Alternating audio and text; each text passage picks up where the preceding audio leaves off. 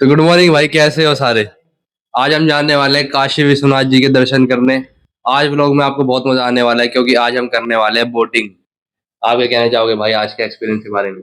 आज का भाई मेरे को मेन है विश्वनाथ जी के दर्शन करने हैं। अच्छा। ठीक है, और अपने व्यूअर को सबको दिखाएंगे दर्शन बाबा के। अगर अंदर मोबाइल ले जाना अलाउ हुआ तो। शायद अंदर मोबाइल ले जाना अलाउड नहीं है, हमको शायद बाहर रखना पड़े, लेकिन बाहर का कॉरिडोर वगैरह का दर्शन हम आपको करवाएंगे, वो आपको पूरा दिखता रहेगा व्लॉग में। तो बने रहे हमारे साथ व्लॉग में, आगे बहुत मजा आने वाला है। तो बनारसी गलियों में एक्चुअली है क्या, यहाँ पे आके लोग इतना अपने आप को ये ऐसे क्यों बोलते हैं भाई हमको सुकून मिल गया। आप क्या कहना चाहोगे भाई इसके बारे में। भाई यहाँ एक तो ये जैसे कल बताया था हमने कि ये सबसे एंशिएंट शहर है। ठीक है, खुद महादेव ने शहर को बसाया था। तो यहाँ की गलियों में वो फील आता है कि भाई ये बहुत पुराना शहर है। यहाँ पे आओ तो ये नहीं कि मतलब एक दिन के लिए यहाँ पे कभी मत आओ, आप अगर कुछ बनारस एक्सप्लोर ही नहीं तो कर भाई पाओगे। बिल्कुल फुर्सत से आए हो। कम से कम तुम्हारे 3 दिन पास तो कुछ भी मिनिमम होने ही चाहिए।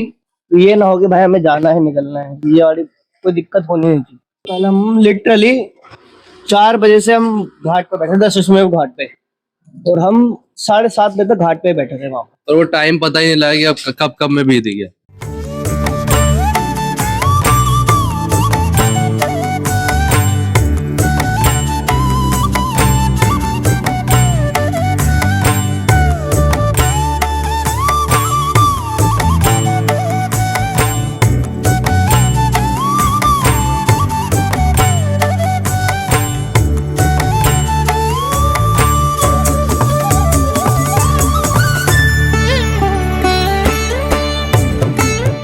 सो गाइस, अब हम अंदर जा रहे हैं काशी कॉरिडोर के। ये वही कॉरिडोर है जो हमको काशी विश्वनाथ तक लेके जाएगा। ये देखिए, दूर से आपको गोल्डन मंदिर दिख रहा होगा, यही है काशी विश्वनाथ मंदिर। अभी पास जाके भी आपको दिखाते हैं, काफी सुंदर बना रखा है इसको, काशी कॉरिडोर को। ये देखिए, यहाँ पे खाने पीने की फैसिलिटी है, यहाँ पे भारत माता की मूर्ति बना रखी है। जैसे जैसे पास आ रहा है मंदिर, उसकी खूबसूरती बढ़ती जा रही है। तो गाइस, हम काशी विश्वनाथ मंदिर के बिल्कुल पास आ चुके हैं, जहाँ तक हमको फोन ले जाना अलाउड था। पीछे आपको मंदिर दिख रहा होगा मेरे बैकग्राउंड में, वो छोटा सा। पास जाके देखेंगे तो और बड़ा दिखेगा, लेकिन इससे आगे हम कैमरा नहीं ले जा सकते, तो हमको कैमरा यहीं पे जमा करवा के अंदर जाना पड़ेगा। खैर, मंदिर तो काफी सुंदर लग रहा है। आके हम आपको बताते हैं हमने क्या क्या किया मंदिर में, ब्लॉग में बने रहिए।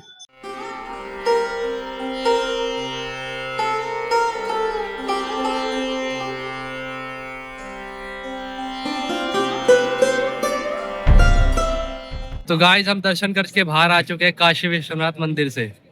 अंदर काफी अच्छे दर्शन हुए, ज्यादा भीड़ नहीं थी, काफी कम लोग ही थे। मतलब 2 घंटे में दर्शन हो गया भाई यहाँ तक फोन ला सकते हैं, तो हम ये वीडियो शूट कर रहे हैं। आपको थोड़ी हो सकता है आवाज आने में थोड़ी दिक्कत हो, क्योंकि हमारे पास माइक नहीं है, अभी हम नॉर्मल कैमरे के माइक से शूट कर रहे हैं। भीड़ तो है ही नहीं, ना के बराबर है। अब इतनी भीड़ तो होती है यार, हर किसी मंदिर में थोड़ी बहुत तो हर किसी मंदिर में होती है, लेकिन ऐसा नहीं कि आपको बिल्कुल रश मिल रहा है।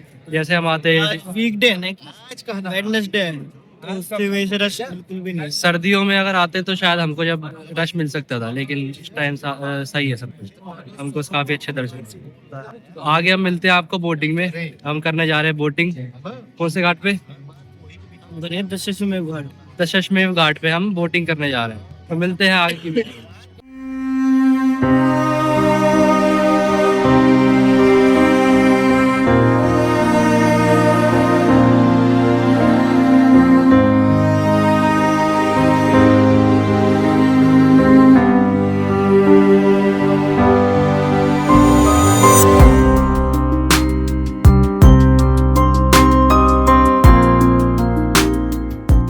तो भाई यहाँ पे रास्ते में घूमते हुए हमको देखिए ब्लू लस्सी शॉप के नाम से एक दुकान है जो लस्सी बेचती है। ये काफी फेमस है बनारस की। ये हमारी लस्सी प्रिपेयर हो रही है, हमने ड्राई फ्रूट लस्सी बोली। तो गाइस, ये है हमारी लस्सी, ये है ड्राई फ्रूट लस्सी, ये है मिक्स फ्रूट लस्सी। और ये शॉप देख सकते हैं आप, यहाँ पे लोगों की फोटोज लगी हुई है। अब ये मुझे नहीं पता कि ये किन लोगों की फोटोज है।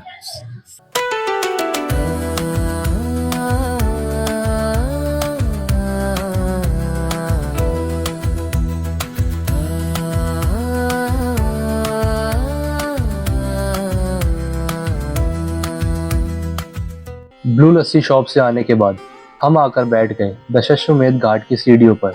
बस एक ही इंतजार था, धूप कम होने का। और जैसे ही सूरज गंगा जी के उस पार छुपने लगा, पूरा आसमान सुनहरे रंगों में रंग गया।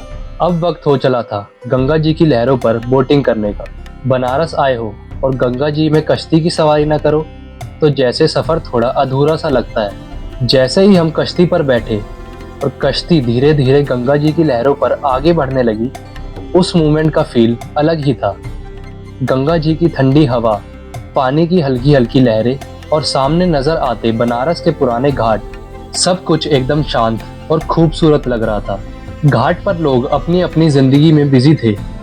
कहीं लोग गंगा जी के किनारे बैठकर बातें कर रहे थे और कहीं कुछ लोग बोटिंग का मजा ले रहे थे। कश्ती धीरे धीरे पानी को चीरती हुई आगे बढ़ रही थी और हम बनारस को एक अलग ही नजरिए से देख रहे थे। सच कहूँ तो पानी से बनारस को देखना एक अलग ही एक्सपीरियंस होता है। घाट की सीढ़ियाँ, पुरानी इमारतें और लोगों की छोटी छोटी एक्टिविटीज, सब कुछ एक साथ चल रही होती है। धीरे धीरे कश्ती अपना सफर पूरा कर रही थी और जब हम वापस घाट की तरफ लौट रहे थे, तब एक चीज जरूर फील हो रही थी। बनारस को शायद सिर्फ देखना काफी नहीं होता, बनारस को समझने के लिए उसे महसूस करना पड़ता है। और गंगा जी की लहरों पर की गई ये छोटी सी बोटिंग शायद उस एहसास को समझने का एक छोटा सा तरीका थी। क्योंकि कुछ जगह ऐसी होती है जहां आप सिर्फ घूमने नहीं जाते, बल्कि वहां से कुछ यादें और कुछ एहसास लेकर वापस आते हो। और बनारस उन्हीं जगहों में से एक है।